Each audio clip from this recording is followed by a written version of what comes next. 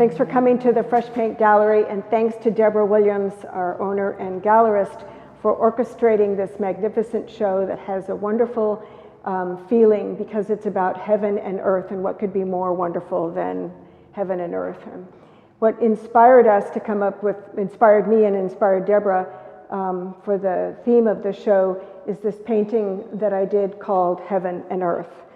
I do traditional Chinese brush painting, and I do a lot of calligraphy. And so I was taught the couplet, and it says, "Open your chest," literally, or open your heart to all the good things that heaven and earth have to offer. And so I wanted to capture that couplet. I just thought that was the most beautiful saying.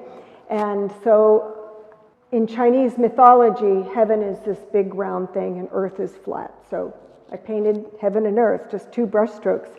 And then to capture that wholeness or that fullness, that richness, that completeness, I used the enso, or Zen circle. You know what a Zen circle is from Japan?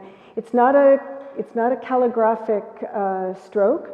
It's actually a calligraphic character. It's actually just a stroke that the Zen Buddhists would use to get themselves centered when they would begin their lessons and their prayers, and they would just do Zen circles over and over again.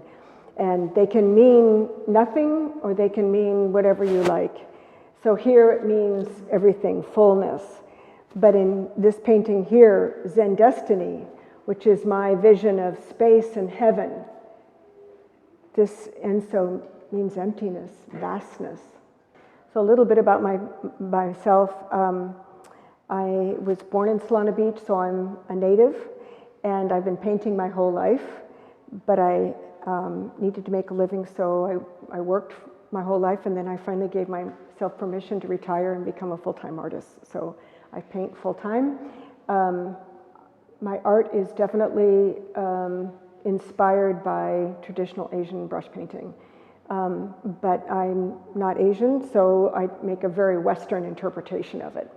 I use the traditional tools of ink on rice paper. All my papers come from Asia. I use no Western paper. This is straw paper made from husks of mulberry and straw. This is rice paper with gold flecks in it. This is a beautiful handmade mulberry paper with bits and stuff of mulberry. This is another handmade paper with mulberry straw in it. So the paper becomes part of the dialogue. It contributes to the piece of art. It adds some energy and texture. And I always use ink. I'm an ink painter, and the ink is how I get the immediacy of my emotions.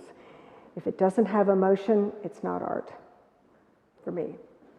In the sense of heaven and earth, this is how I wanted to capture heavens in this celestial vision of outer space. And I used this paper that has the gold flecks, and I wanted to get the vastness and darkness of space, but I definitely didn't want a black painting. And so I actually came up with the idea of using ink and mixed with some water in a spray bottle.